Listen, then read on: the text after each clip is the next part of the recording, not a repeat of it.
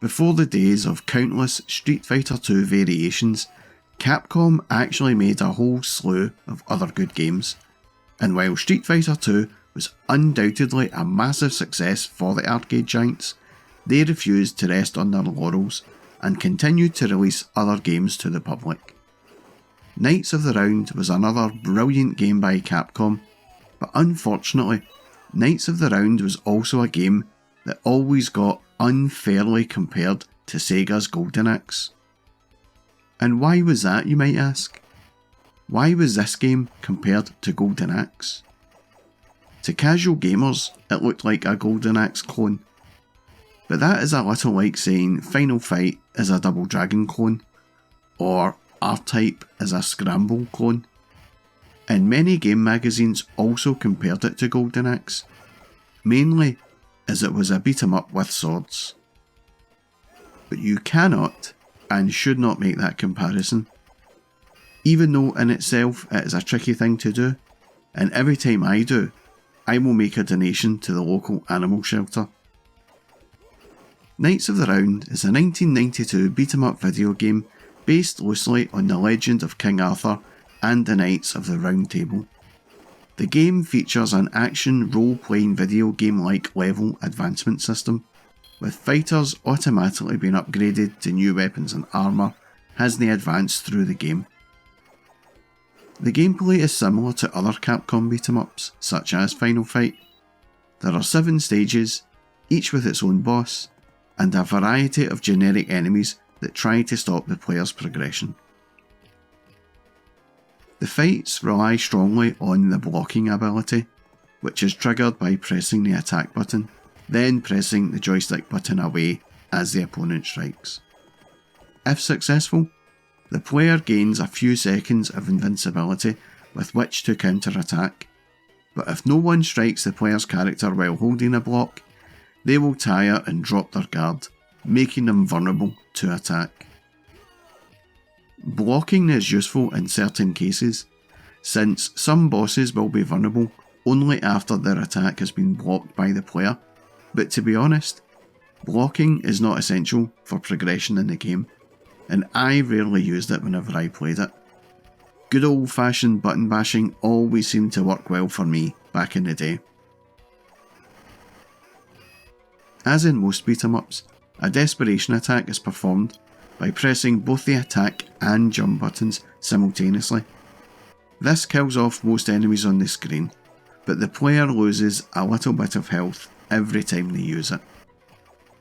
At various points in the game, the players get to ride a horse, where they can attack enemies on horseback. The horses can stomp on enemies by pressing the joystick 2 times forward. On occasion, bosses and certain enemy characters can ride horses as well, just like riding the Bizarrians in Golden Axe. The visuals are the usual high standard one would expect from Capcom of this time, with fantastic looking backgrounds throughout and superbly animated sprites, even if they are pretty small. But does every beat 'em up after Final Fight need huge sprites? I mean, once I played Final Fight, did I just stop playing Golden Axe? The level layout is also amazing, with the great backgrounds changing up each level, with some levels showing fighting taking place in the background. And with some castles off in the distance, it certainly looked and felt like a game from a medieval era, and not the mythical setting as portrayed in... The sound effects are brilliant in the game, especially the sound of the horse trotting along and making its horsey noises. And the swipe of the sword and all the slicing and dicing sounds just superb through a pair of headphones. With some really good music to accompany all of this action, the game had this really high value production to it. In between the levels, you get this screen showing some kind of medieval battle map with a level description and level number, which isn't animated and looks a little cheap when compared to the floating quill and the ink. The game came in a 2 or 3 player cabinet, and with two mates was an absolute blast to play, especially as the combat system was a little more involved than the one used in Golden Axe.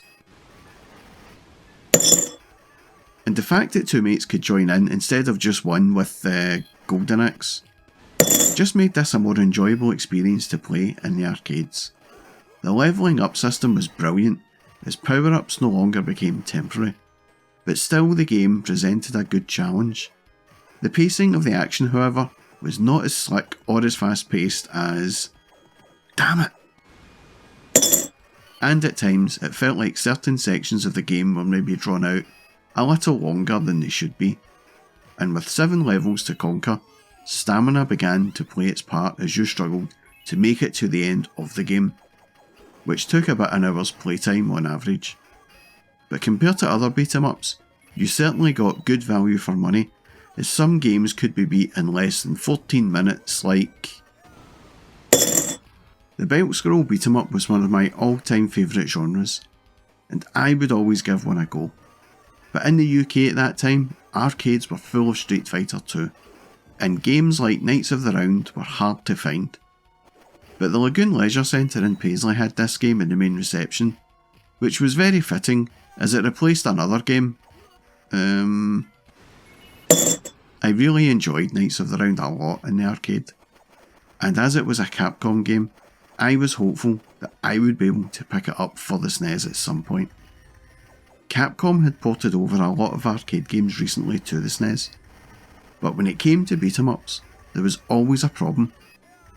Final Fight on the SNES was single player, limited to 3 enemies on screen, and had some slowdown in places. Would Knights of the Round suffer the same fate?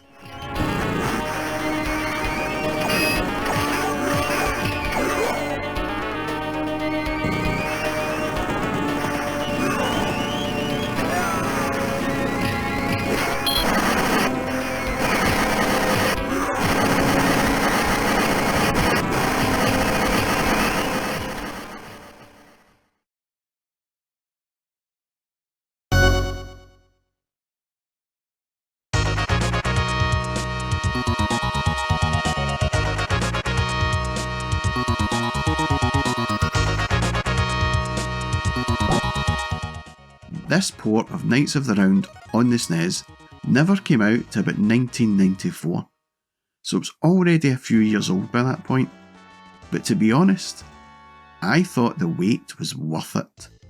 This port is one of Capcom's best ever on the SNES. Capcom had managed to capture the top quality visuals and somehow easily transfer them to the SNES. The animation on the sprites was there, as were the nice backgrounds, and with the smaller sprites of the arcade being easily replicated to the SNES, you would have thought that more than 3 enemies would now be able to appear at once. But sadly not. And this did hurt the gameplay just a little, but do not get me wrong, as Knights of the Round on the SNES is an absolutely fantastic game to play. And with SNES owners not having got... This game was a worthy replacement for Nintendo.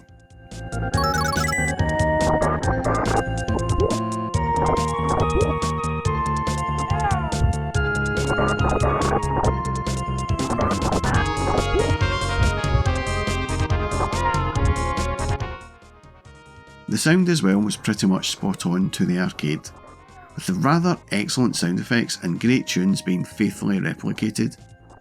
And after the horror show that was Final Fight 2, it seemed like Capcom were determined to make this game as good as they could. And they succeeded. Or so I thought. Now, my appreciation of this game might be misplaced for a few reasons. The main one being, by the time I got this game, I had left school and was working full time, and so buying games on a whim was now something I could do. Whereas previously, I would have to spend weeks saving my money and then be very careful about my purchase. Buying a bad game on a budget was never a good thing, but with more disposable income, it was no great loss really. And this may have clouded my judgment somewhat with this game, is magazines said the game was just bang average, and it was slow and repetitive. But then, so was the arcade. And so magazines started to do the unfair comparison to.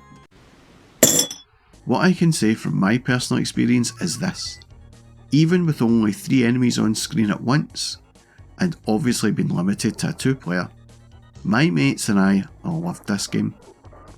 Well, if they hated it, they never told me about it.